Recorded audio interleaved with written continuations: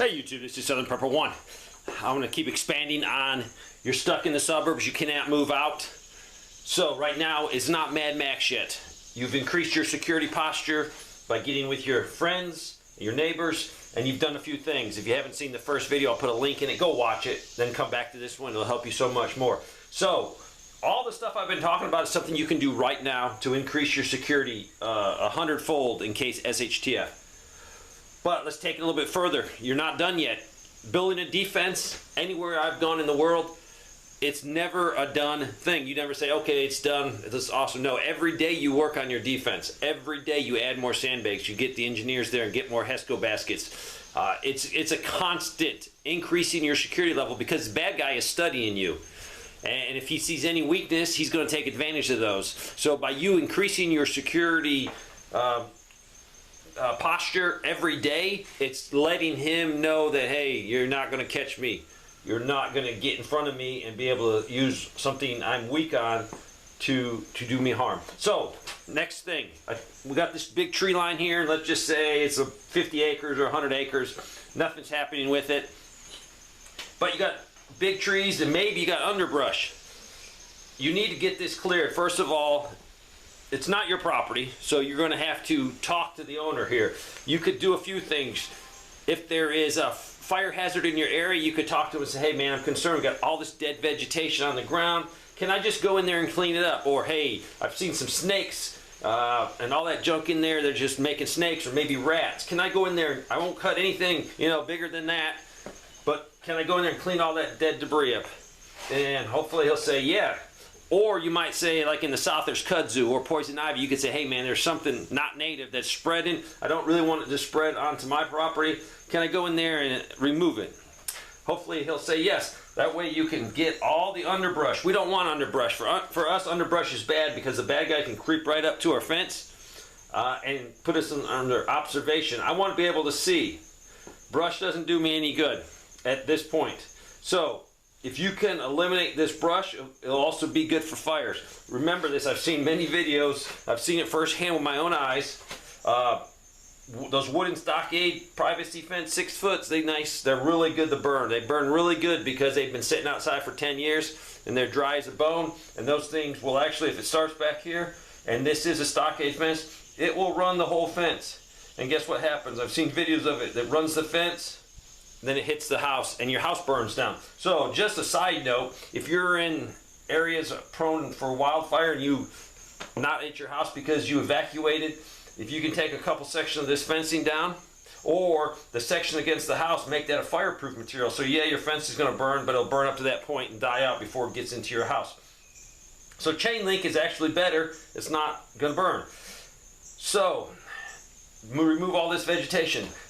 Now you could have the option also of planting nice pricky things. There's a lot of things, depends where you live, that are very pokey, got a lot of thorns on them. And you could plant these things back here. That is a positive. Just make sure it's not creating such a visual barrier you can't see people sneak up on you. It's good and it's bad. All right, next we need to, because we're limited in numbers of people, and this is not Mad Max, there's a fine line. I'm going to show you, not in this video, what I would do in this situation after it goes Mad Max and people are dead and laying in the streets. What am I going to do? That's a whole different way of doing it, but this is steps. First, do everything you can right now. Next, let's talk about Dakota alarms, driveway sensors, all kinds of tripwire devices you can buy, you can build. These things are important because you can place them out here to give you a little bit of a heads up warning. Now, as people are still in these houses, but they're not actively protecting themselves to the sense of wanting to have a security community plan, it's going to be hard to put sensors out here, but maybe you can put a few cameras out here. Very important to be able to see. All right, let's talk about LPOPs, listening posts, observation posts. We want to be seeing the bad guy before they come. Now this is not Mad Max, but it's the next step. It's getting close to Mad Max. Hopefully, if these neighbors maybe have moved, maybe they said, I'm going to go with my son, he's out in the country. So you might have a few empty houses. If this was me, I would want a listening post, observation post. What is it? It's a position that you're going to build, dig, camouflage, it is defendable for the short period of time. It's not a full-fledged bunker. It could be just camouflage, and if you can use the nap of the earth, microterrain where you have a low spot or you have some big stumps where you could use it as ballistic protection, it's a plus. If it was me and it's not Mad Max and this guy's gone, I might set up an LPOP up here. Listening post, observation post. Listening post because at night, if you don't have night vision, it's a listening post. During the day, it's an observation post. If you got night vision, much easier. So I might set up an LPOP right there. And then I want to set up an LPOP down here because what I want to do is I want to be able to see, the sooner I can see a threat coming, the sooner I can devise a plan. Now, granted, you're going to have SOPs, you're going to have standard operating procedures. If you think there's a threat, you're going to implement your security plan. So, I'm going to put an LPOP here because it's in the woods. The owner of this won't even know about it. It's probably going to involve using microterrain at first with a camo net over me and maybe a small camouflage tarp so that guy cannot be sopping wet when it's pouring down rain or snowing or something like that. He has to stay comfortable. If he's not comfortable, he's going to get in his poncho and he's going to cut his visibility. He's going to be cutting down his ability to hear.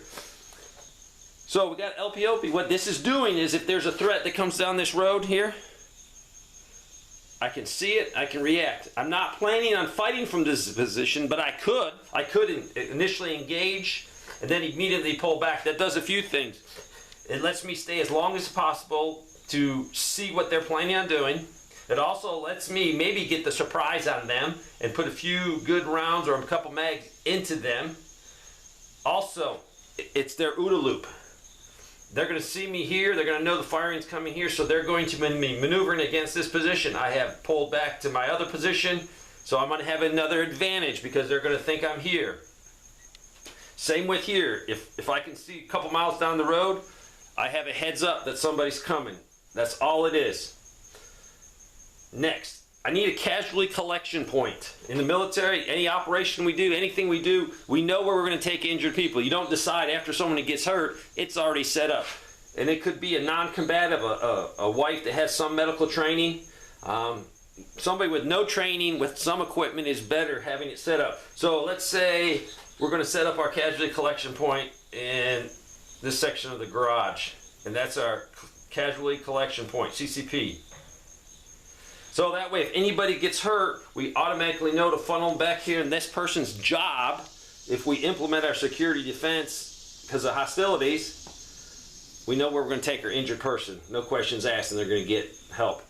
So this is the next step. Clear some vegetation. Figure out where you're going to put your LPOPs. This is not Mad Max yet.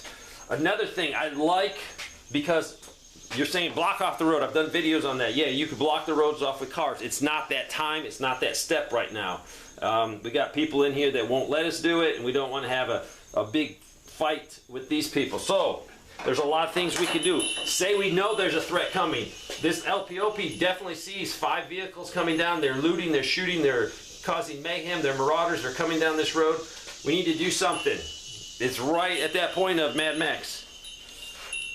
Any type of spike strips, you can make them, you can buy them, 550 cord. You could implement that. You could actually have it sitting over here and you can pull this thing across the road. You say, I can't weld.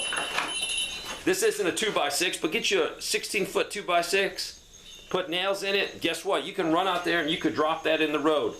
It's just another combat multiplier. Is it going to stop the vehicle? It's probably going to eventually stop the vehicle, but he's going to have some flat tires. But it's a psychological. He might look down there and see that and say, oh my gosh. All right, he sees it. He says, hey, go move that. While he's moving it, if you know that's definitely a marauder or a threat, guess what? He's exposed himself and you can engage that target, and that's the purpose of this. Hopefully this helps. I could teach this all day long. I've done this in real world situations. So all day long we could teach this, but I can't give you too much because I don't want to override or overload your brain and just give you too much and you give up on me. So take it little baby steps. Thanks for watching.